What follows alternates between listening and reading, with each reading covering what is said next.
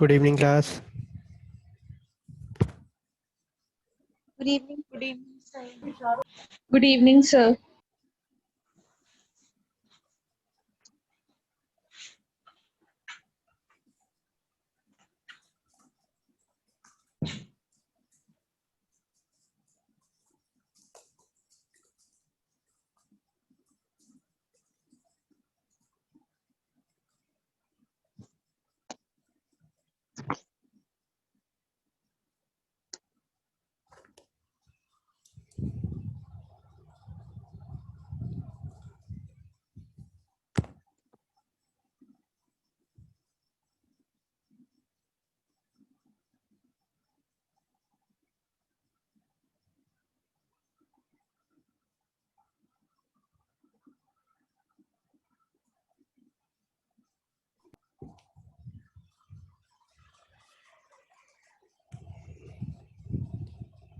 चलो last lecture सारे clear हैं.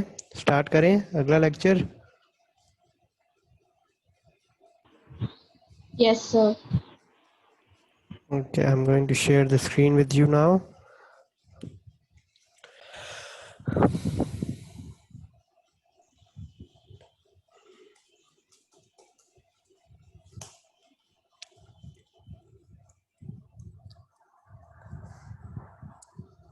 तो अब हमें प्रॉपर्टी करनी है क्लियर और फ्लोट. एक नया हम बना लेते हैं पेज.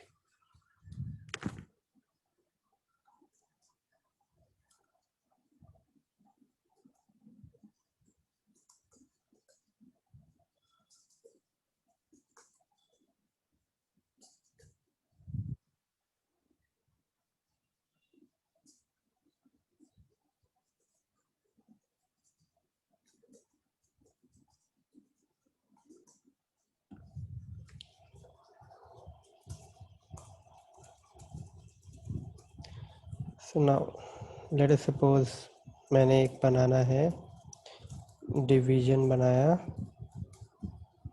ठीक है. फर्दर इसके अंदर मैं अब एक पैराग्राफ बना रहा हूँ.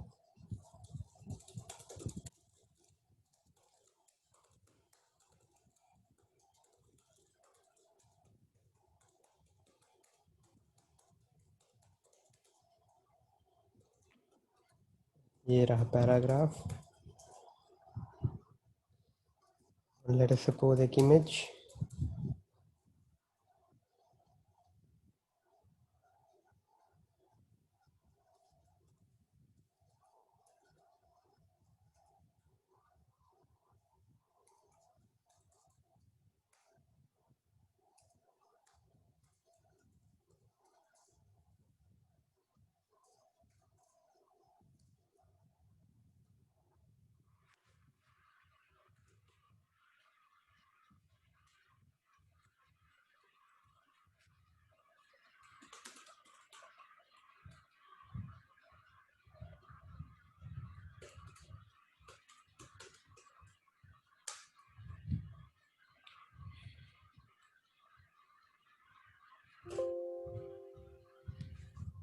Let's run this.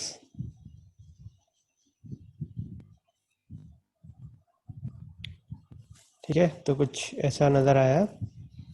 Image I और ऑब्वियसली पैराग्राफ जो था आपका वो उसका डिस्प्ले है ब्लॉक और वो नेक्स्ट लाइन से शुरू होता है. तो अब थोड़ा सा अब इसमें हम प्रॉपर्टी लगाना शुरू करते हैं. लेट अस से मैं इमेज पे फ्लोट प्रॉपर्टी लगाता हूँ. फ्लोट बेसिकली अलाइनमेंट देने के काम आता है या फ्लोट कराने के काम आता है आपके कंटेनर्स को. Now as you can see क्या हुआ.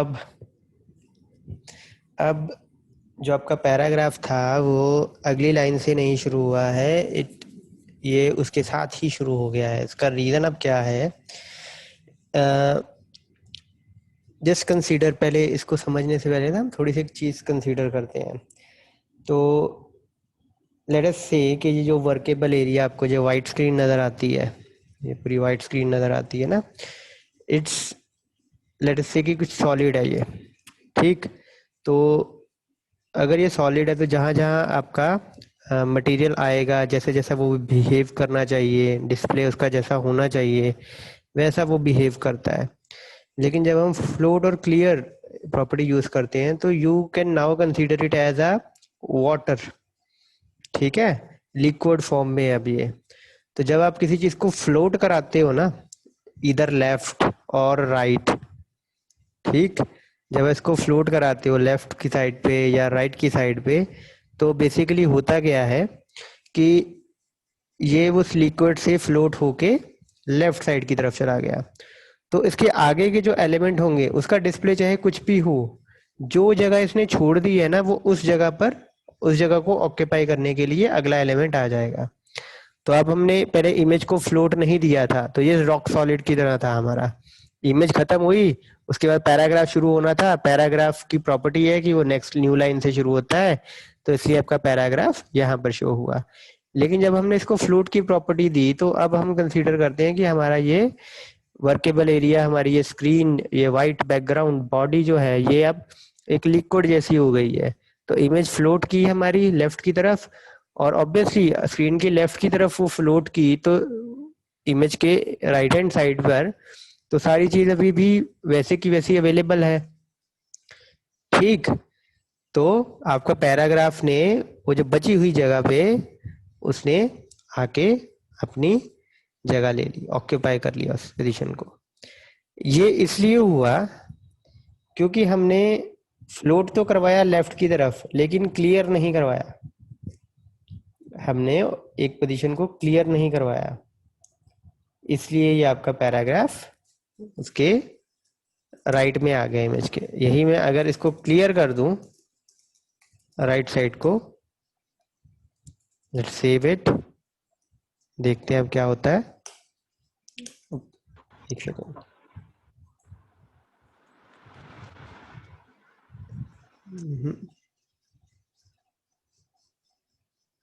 ओके, सॉरी, पैराग्राफ तो फ्लोट कर नहीं रहा है आपका, इसलिए ये चीज नहीं चली।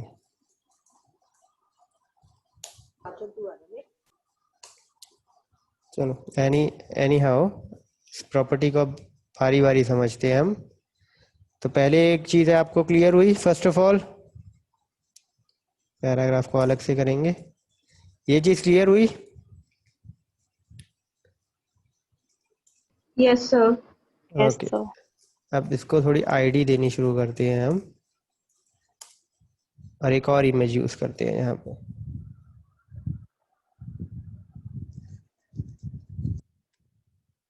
ठीक है, इसको आईडी देते हैं image2।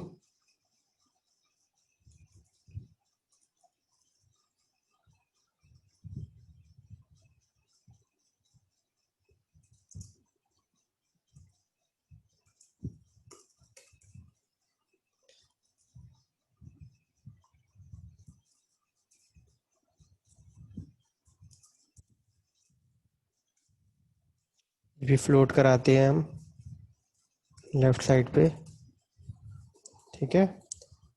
तो देखते हैं अब क्या होता है। इमेज 1 भी फ्लोट की और इमेज 2 भी फ्लोट की। क्लियर को मैं हटा रहा हूँ, let's see what happen now. ये चीज हुई, पहली इमेज आई, ठीक है, दूसरी इमेज आई, ठीक। इमेज को थोड़ा सा चेंज करते हैं, बोले .png कर देते हैं, नहीं वाइट बैकग्राउंड ही है। दूसरी इमेज, हाँ, image.png है, लेट्स यूज दैट।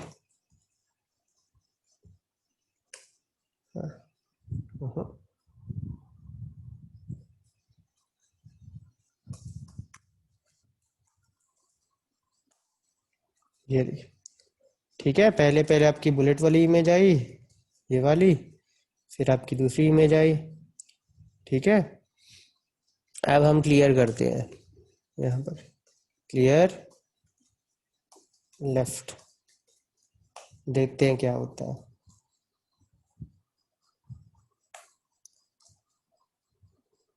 क्या हुआ अभी? वो वाली इमेज आपकी अगले लाइन में आई। इसका कारण क्या है?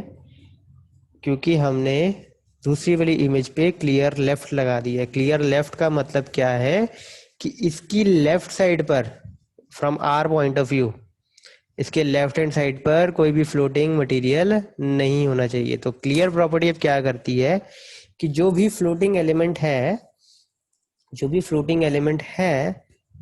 अगर हम क्लियर लेफ्ट करते हैं तो लेफ्ट हैंड साइड पे मेरे कोई भी फ्लोटिंग एलिमेंट नहीं आएगा। अगर मैं क्लियर राइट करता हूं तो राइट हैंड साइड पर उस एलिमेंट के कोई भी फ्लोटिंग एलिमेंट नहीं आएगा। और अगर एक और प्रॉपर्टी, एक और वैल्यू होती है इसकी, दैट इज बोथ। बोथ का मतलब होता है कि ना लेफ्ट में ना राइट में, दोनों जगह पे कोई फ्लोटिंग एलिमेंट नहीं आएगा। तो अब हम एक और यहाँ पर इमेज लेते हैं, इसकी आईडी 3 रख लेते हैं, bullet.jpg लेते हैं।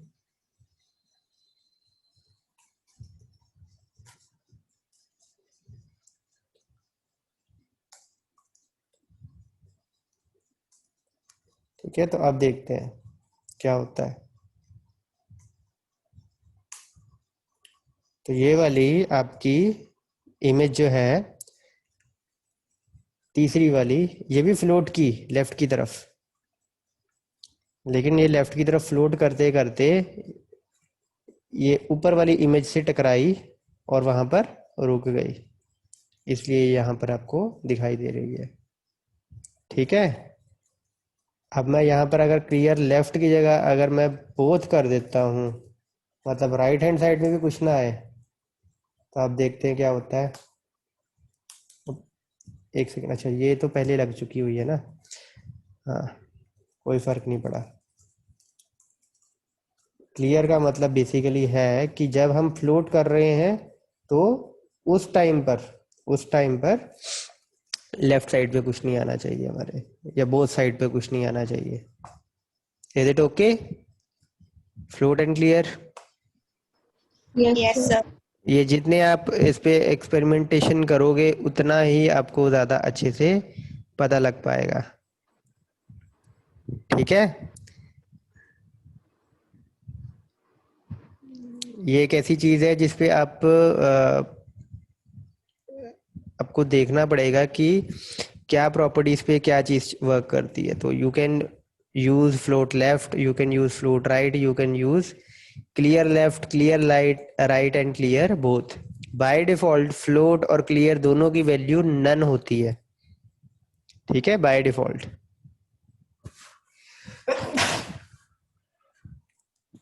एक और यहाँ पर हम करते हैं एक्सपेरिमेंट, तो इससे देखते हैं क्या होता है। ये देखो,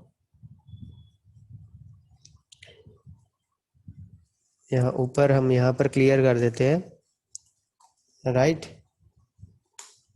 ठीक, तो देखो कोई फर्क नहीं पड़ा क्योंकि, तो अब बेसिकली मैं आपको ये चीज़ समझा देता हूँ। सबसे पहले हमारी ये इमेज आई, ये इमेज रेंडर हुई bullet.jpg, ये वाली आपकी। ठीक है, ये इमेज रेंडर हुई। इस इमेज की प्रॉपर्टी क्या है कि लेफ्ट साइड को फ्लोट करना है इसने, और अगर कोई फ्लोटिंग एलिमेंट है जिसकी फ्लोट प्रॉपर्टी है राइट, तो उसको क्लियर कर देना है। अब तो ये तो पहला ही एलिमेंट था, तो ऑब्वियसली इससे पहले कोई और फ्लोट नहीं कर रहा है, तो कोई इशू नहीं है, ये आकर यहाँ पर लग चुकी है। उसके बाद आई आपकी दूसरी इमेज। दूसरी इमेज कौन सी थी? ये वाली image.png वाली।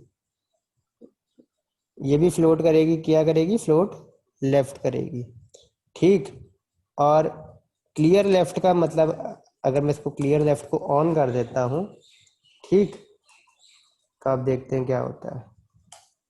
ठीक है, ये लेफ्ट हैंड साइड की तरफ फ्लोट करेगी, लेकिन अगर इसके लेफ्ट हैंड साइड पर कोई फ्लोटिंग एलिमेंट मिल गया तो ये वहां उस लाइन पर नहीं आएगी, ये उससे आगे मूव कर जाएगी।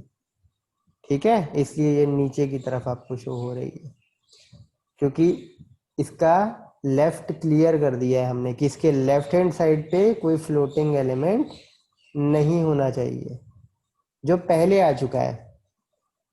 Is that right?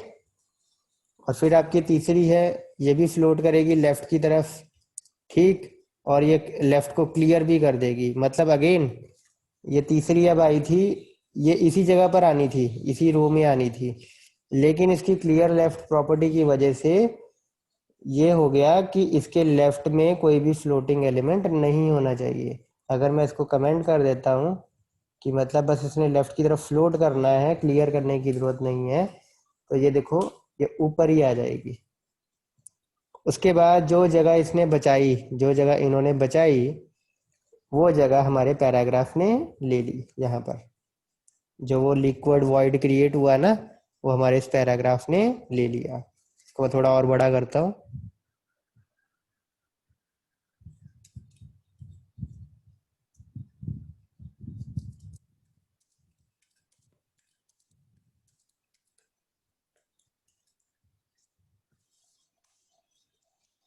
ये देखो, थोड़ा सा और बड़ा कर देते हैं।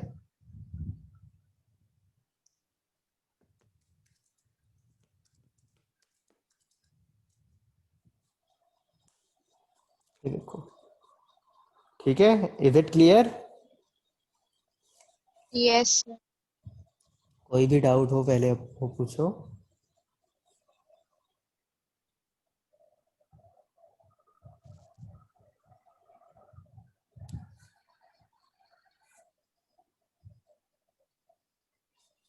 पूछो पूछो।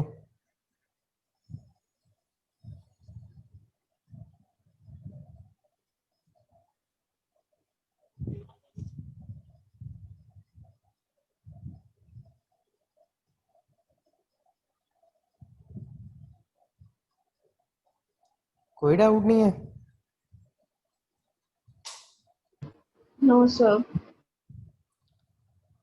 ओके, फिर आगे मूव सर करें।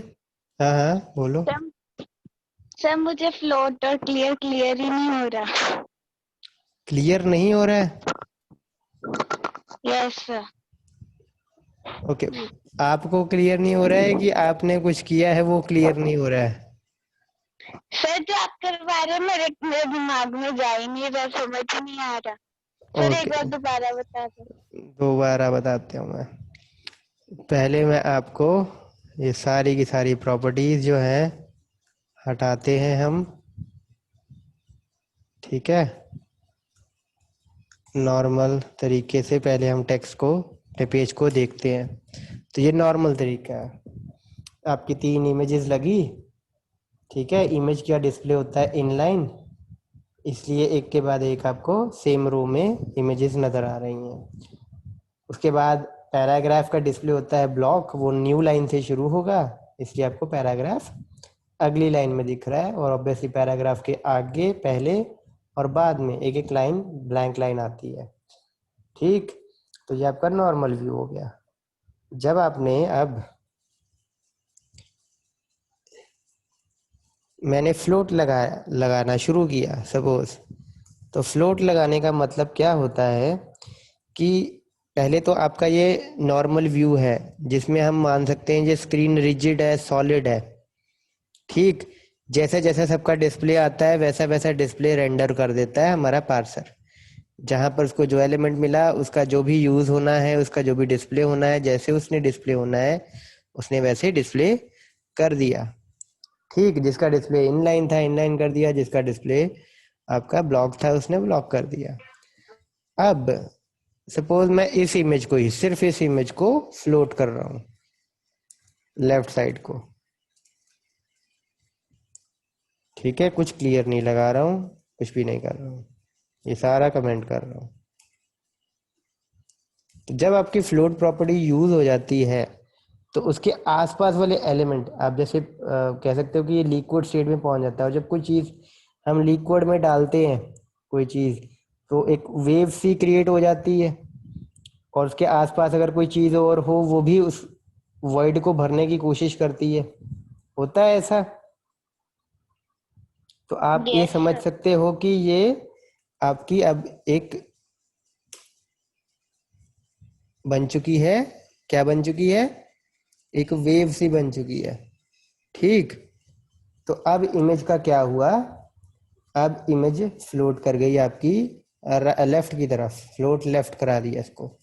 यही मैं फ्लोट राइट भी करा के दिखा देता हूँ एक बार आपको, कि आपको राइट भी पता चल जाए। ये देखो, ये राइट की तरफ गई है, ठीक है, ये राइट की तरफ गई है। तो वापस लेफ्ट पे आते हैं, तो ये वाली इमेज आपकी, एक सेकंड,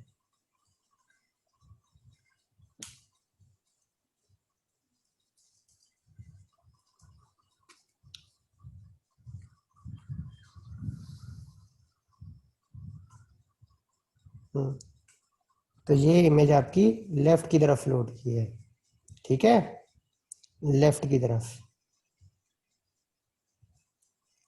ये वाली इमेज।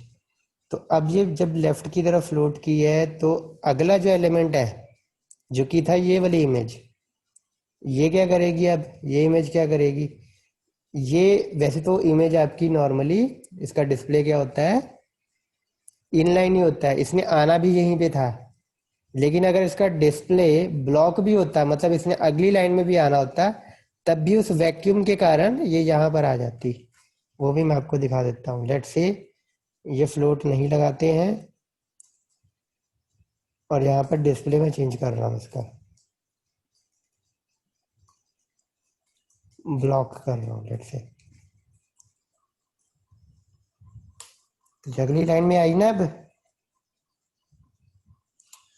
अगली लाइन में आई ना, ये देखो, यस सर। ठीक है, इसका डिस्प्ले क्योंकि ब्लॉक कर दिया मैंने। और तीसरी इमेज भी अगली लाइन में क्यों आई, अच्छा इसका कारण बताना पहले, तीसरी इमेज अगली लाइन में क्यों आई, ये तो इनलाइन, इसको तो ब्लॉक किया ही नहीं हमने, तो ये नई लाइन से क्यों आ रही है।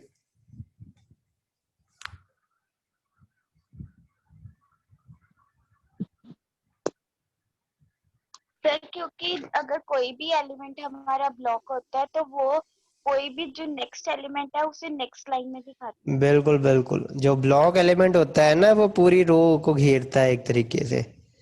तो ऑब्वियसली पूरी रो अब इस इमेज की हो गई, तो इसके बाद का कंटेंट तो अगली लाइन में ही आएगा, चाहे उसका डिस्प्ले जैसा भी हो। Okay, good. तो अब देखो, कहाँ थे अब हम, या मैं इसको फ्लोट फिर लेफ्ट कर देता हूँ। अब देखते हैं क्या होता है। देखो, उसका डिस्प्ले अब चाहे ब्लॉक था, लेकिन वो उसके क्रिएट किए हुए, फ्लोट के क्रिएट किए हुए वैक्यूम में फंस गया, और अगला एलिमेंट आपका कहाँ पे आया, उसके साथ में आया। तो जिस पे हम फ्लोट प्रॉपर्टी यूज करते हैं, उससे पहले वाला और उसके बाद वाला जो एडजेसेंट कंटेंट होता है, उस पर असर उसका आता है बेसिकली, क्योंकि उसके लेफ्ट और राइट साइड पे एक वैक्यूम क्रिएट हो जाएगा, और वो खींच लेगा उस कंटेंट को, इररिस्पेक्टिव कि उसका डिस्प्ले क्या हो, जो मर्जी हो।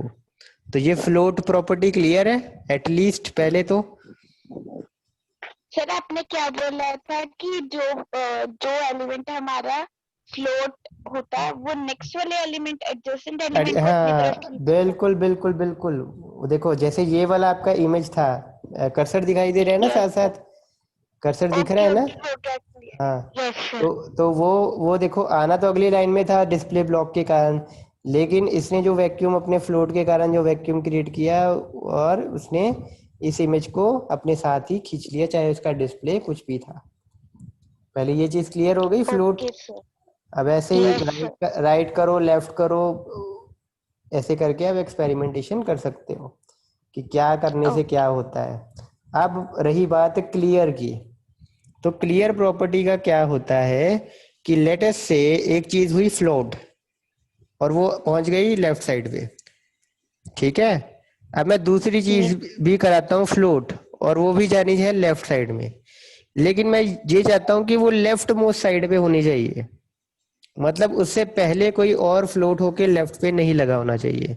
जैसे सपोज मैंने इसको भी फ्लोट करवाया, अब मैं डिस्प्ले हटा देता हूँ, इसको भी फ्लोट करवाया और लेफ्ट की तरफ मैं इसको लेके गया, तो अब देखते हैं क्या होता है। ऑब्वियसली ये भी फ्लोट हुई और लेफ्ट की तरफ पहुंच गई, ठीक है। फ्लोट हुई, पहले ये फ्लोट हुई, लेफ्ट पे पहुंच गई, फिर ये फ्लोट हुई, ये लेफ्ट पे पहुंच गई। लेकिन अगर मैं चाहता हूं कि ये जो मेरी इमेज है ये लेफ्ट की तरफ फ्लोट हो और इसके लेफ्ट में कुछ नहीं होना चाहिए, तो मैं यहाँ पर यूज कर रहा हूँ कि इसके लेफ्ट में कुछ नहीं होना चाहिए, क्लियर लेफ्ट। और अगर इसके लेफ्ट में इसको कुछ मिल जाता है तो क्या करेगा, ये अगली लाइन में आ जाएगा। Got the meaning Okay, sir. Of clear Yes, sir. Property? Yes, sir. So this was it, float and clear.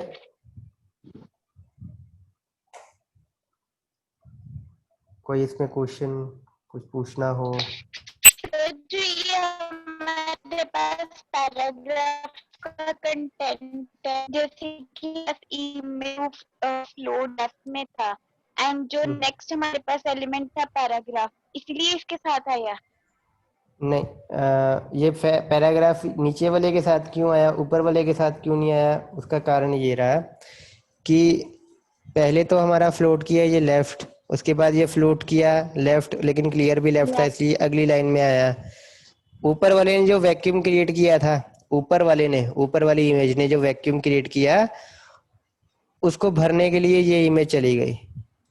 ठीक है, यस सर। अब इस इमेज पे तो कुछ नहीं लगाया फ्लोट, इस इमेज के फ्लोट तो Yes, देखो आप कमेंटेड है, तो ये तो अब नॉर्मल कंटेनर ही है, नॉर्मल टेक्स्ट है, नॉर्मल टेक्स्ट नहीं है, सॉरी, नॉर्मल इमेज है, नॉर्मल एलिमेंट है, नॉर्मल कंटेनर है। ठीक, तो इस पे कोई फ्लोट वगैरह तो लगा नहीं है। लेकिन जो नीचे वाले ने, ये वाली इमेज ने जो अब फ्लोट करके एक वैक्यूम क्रिएट किया था, उसको भरने के लिए पैराग्राफ आ गया। तो okay, पहले sir. इसने एक वैक्यूम क्रिएट किया, ठीक है, जिसको इसने भरना था, लेकिन इसने तो क्लियर कर दिया कि मेरे लेफ्ट पे कुछ नहीं होना चाहिए, इसने नेक्स्ट लाइन पे आ गया, तो इसका क्रिएट किया हुआ वैक्यूम इसके बाद आने वाले एलिमेंट ने फिल कर दिया। ठीक है, ये नॉर्मल एलिमेंट ही Yes, था, sir. और इसके बाद आने वाला एलिमेंट जो है उसने इसके क्रिएट किए हुए वैक्यूम को फिल कर दिया। Okay, sir. ओके, कोई और क्वेश्चन किसी का भी बचे पूछ सकते हो, फिर हम आगे मूव करते हैं।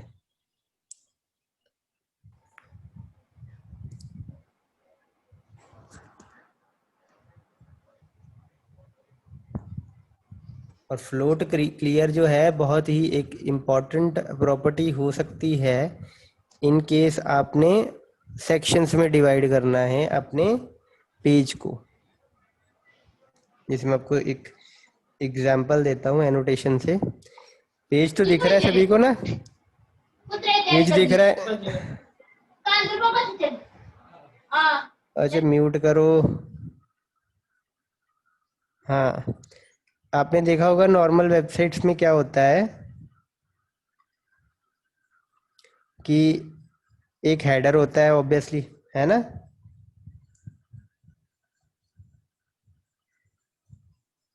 एक ऑब्वियसली उसका फूटर होता है कोई, Yes, sir. और फिर बीच में कंटेंट होता है। नॉर्मली ये 3 हिस्सों में डिवाइडेड होती है, डिपेंडिंग अपॉन आप किस तरीके की टेम्पलेट चूज करते हो। कईयों की नेविगेशन हेडर में ही होती है, यहीं पे मेन्यूज आपको ऊपर ही दिखते हैं ना कईयों की नेविगेशन आपको लेफ्ट हैंड साइड पे नजर आती है, यहाँ पे। Yes, sir. ठीक है, यहाँ पर नेविगेशन, और कईयों के ये सेक्शन भी खाली होता है, ये वो रिजर्व करते हैं फॉर एडवर्टाइजमेंट और समथिंग। ठीक है, या अपने नोटिस बोर्ड दिखाने के लिए। तो 3 या 4 या 5 सेक्शन में डिवाइड होता है नॉर्मली हमारा जो वेब पेज होता है, और पूरी वेबसाइट हम इसी मॉडल के हिसाब से चलाते हैं। आपने देखा होगा वेबसाइट कैसी चलती है, हेडर सेम रहता है, ये सेक्शन सेम रहता है, फुटर सेक्शन सेम रहता है, नेविगेशन सेक्शन भी सेम रहता है। चेंज कहाँ आती है? चेंज यहाँ पे आती है आपकी, है ना। तो पेजेस तो आपके बहुत सारे होते हैं, 12 पेज, 15 पेज, 20 पेज आप वेबसाइट के बनाते हो, लेकिन उसका जो ओवरऑल स्ट्रक्चर है, ओवरऑल टेम्पलेट जिसको हम बोलते हैं, वो तो सेम ही रहता है। तभी ऐसे हमें पता लगता है ना कि एक ही वेबसाइट का हिस्सा है वो। ऐसा तो नहीं होता है कि Yes. एक पेज कोई और स्टाइल से बना है, दूसरा पेज उसका किसी और स्टाइल से बना हुआ है, तो ऑब्वियसली फिर उसको कंट्रोल करने में काफ़ी प्रॉब्लम आती है। तो इसलिए हम टेम्पलेट सेम रखते हैं, और यही डिज़ाइन अगर हम कर लेते हैं टेम्पलेट, तो हमारा 25% टास्क खत्म हो जाता है। ठीक है, 25% हमारा टास्क खत्म हो जाता है। मतलब 3 जरूरी नहीं 5 सेक्शन लेते हैं हम, 3 सेक्शन लेते हैं, 4 सेक्शन लेते हैं या 5 सेक्शन लेते हैं, यहाँ पे हमारा मेन काम होता है। क्योंकि यही चीज़ है जो हमारी पूरी वेबसाइट में दिखाई देनी है। बीच का कंटेंट तो ऑब्वियसली चेंज होता ही जाएगा, वो भी मैटर करता है, लेकिन लुक जो है वो तो ओवरऑल मेजॉरिटी सेम ही रहेगी, यही रहेगी। तो इस पर पूरा फोकस करके इसको अच्छे से डिज़ाइन करते हैं। और ये 3 अगर हमने सपोज ये डिविजन्स लिए हैं, तो ये देखो तीनों साइड बाय साइड आ रही हैं, तो यहाँ पर आपकी फ्लोट प्रॉपर्टी यूज होती है। ये डिवीजन हमने लेफ्ट को फ्लोट कराई, ये डिवीजन हमने फ्लोट कराई लेफ्ट को, ये डिवीजन हमने राइट को फ्लोट कराई, या ये डिवीजन हम फ्लोट ना कराए, इसका क्रिएट किया हुआ वैक्यूम ये भर देगा। तो फ्लोट प्रॉपर्टी आपकी यहाँ पर ऐसे यूज हो सकती है। Getting an idea? आपके नेक्स्ट टाइम Yes, sir. एक प्रोजेक्ट आएगा, ऑब्वियसली आप 2 लैंग्वेजेस सीख रहे हो। एक तो आप वेब डेवलपमेंट सीख रहे हो, वेब टेक्नोलॉजी सीख रहे हो यहाँ पर, और दूसरा आप जावा सीख रहे हो। आई डोंट नो आपके सिलेबस में आप कितने डीपली है जावा, लेकिन मेरे अकॉर्डिंग हमने एक टॉपिक इंक्लूड किया था swings, I think swings and AWT दोनों में से एक टॉपिक इंक्लूड किया था, जिसमें बटन्स वगैरह टेक्स्ट फील्ड वगैरह आप लगा सकते हो। मतलब उसको जो UI पार्ट होता है ना जावा का, वो इंक्लूड किया था। तो आप अपने सॉफ्टवेयर बनाना चाहते हो अगर आप नेक्स्ट ईयर अपने प्रोजेक्ट में, नेक्स्ट सेमेस्टर में, तो आप जावा को यूज़ करो, जावा पे ज़्यादा फोकस करो। अगर आप चाहते हो कि आप वेब डेवलपमेंट की तरफ ज़्यादा जाना चाहते हो, तो आप इस पर ज़्यादा फोकस करो, HTML, CSS, जावास्क्रिप्ट, और आगे एक रिएक्ट आएगी, तो उस पर आप फोकस करो, डिपेंडिंग अपॉन क्या प्रोजेक्ट किस पे बनाना चाहते हो। ठीक, तो Java for the softwares and web technology is for website development, web development. और वेब डेवलपमेंट में मैं 2 चीज़ें बता देता हूँ आपको, कोर हैं। पहली है आपकी टेम्पलेट। आपकी टेम्पलेट अच्छी होनी चाहिए, अट्रैक्टिव होनी चाहिए, या इजी टू नेविगेट होनी चाहिए। मतलब मेरे को कोई प्रॉब्लम ज़्यादा नहीं आनी चाहिए, मेरे को सारा कुछ सामने सामने दिखाई देना चाहिए, जो भी आप मेरे को फीचर्स देना चाहते हो। और दूसरी चीज़ जो आपको मैं दिखाता हूँ, इसको बंद कर देता हूँ, क्लियर नहीं किया,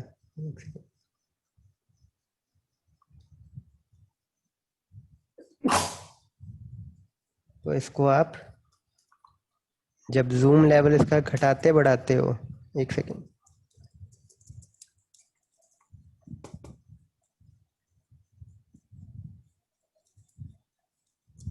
देख रहे हो क्या हुआ?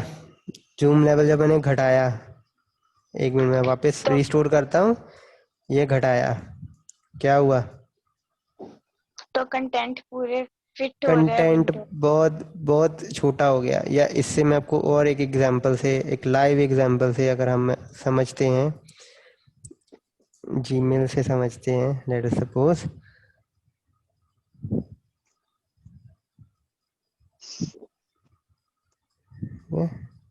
कंट्रोल माइनस किया, देखो ये मैं कम कर रहा हूँ, ठीक है, बट ऐसा नहीं हो रहा है ना। ये देखो इनबॉक्स है वो अपनी जगह पे ही है, ये जो आपका कंटेंट था अपनी जगह पे ही है। ऐसा तो नहीं हुआ कि ये छोटा होने के कारण एक दूसरे में मर्ज होना शुरू हो गया है। जैसा बड़ा था वैसे वैसे छोटा हो रहा है ना। Yes, sir. Yes sir. है ना, जबकि फील्ड जैसी ये बहुत बड़ी थी। ये देखो मैं इसको और बड़ा करता हूँ, अब बड़ा करता हूँ मैं 100% से ज़्यादा करता हूँ, ये देखो, ठीक है, थोड़ा बहुत ही फर्क आ रहा है, बहुत ज़्यादा आपको ये तो नहीं लग रहा कि आपके जो कंटेनर्स हैं या आपके जो मटेरियल है वो एक दूसरे के बीच में मर्ज नहीं ना हो रहा है, सब सही लग रहा है, अभी भी प्रॉपरली सही लग रहा है ना। तो यही चीज होती Yes, है sir. यही चीज Yes. इंपॉर्टेंट होती है कि अगर जूम लेवल हम घटाएं बढ़ाएं तो उसको ज्यादा फर्क नहीं दिखाई देना चाहिए उसमें।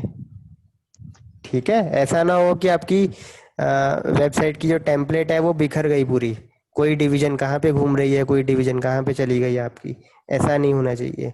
और ये जूम कम या ज़्यादा का नहीं, प्रॉब्लम नहीं है। आपकी स्क्रीन किसी की फुल एचडी होती है, किसी की अल्ट्रा एचडी होती है।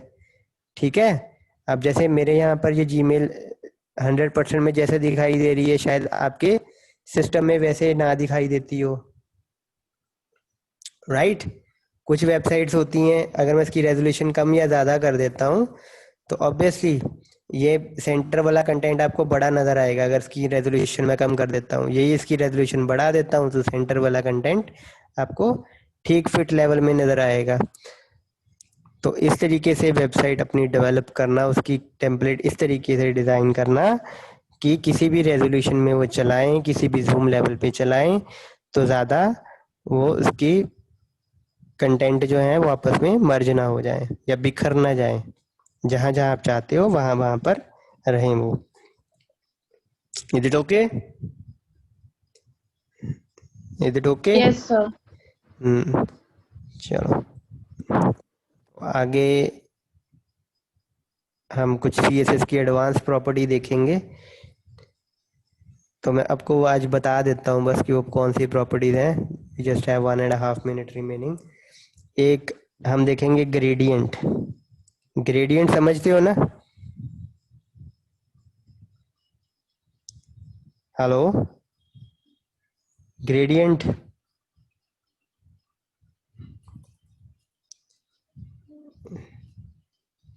ये होता है बच्चे ग्रेडियंट, एक कलर से दूसरी कलर में जाना, इसको बोलते हैं ग्रेडियंट। ठीक है, तो बैकग्राउंड में अगर Yes, हम sir. ग्रेडियंट यूज करना चाहते हैं तो ग्रेडियंट कैसे यूज होगा वो देखेंगे। दूसरा हम देखेंगे ट्रांसफॉर्मेशन। ट्रांसफॉर्मेशन तो पता ही होगा। ट्रांसफॉर्मेशन का Yes. मतलब होता है कि शेप को घुमाना, रोटेट कराना, ट्रांसलेट कराना, ठीक है, छोटा बड़ा करना, उसको बोलते Yes, हैं sir. उसको बोलते हैं ट्रांसफॉर्मेशन। Transformation. हाँ, और तीसरी चीज जो हम करेंगे दैट इज कॉल्ड एनिमेशन। ठीक है, ट्रांजिशन एंड एनिमेशन, ये तीसरी चीज करेंगे। ये जब हम ट्रांजिशन और एनिमेशन करेंगे तब आपको ज़्यादा बेटर वे से पता लगेगा। कल हमारी CSS इसके साथ ख़त्म हो जाएगी,